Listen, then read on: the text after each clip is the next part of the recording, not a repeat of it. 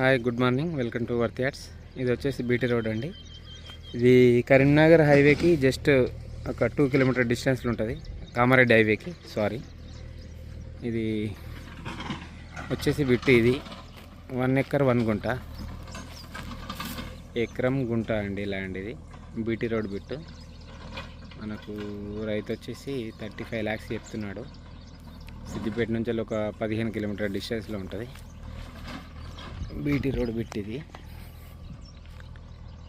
ఎకరం 1 గుంట అండి, ప్లేన్ ల్యాండ్.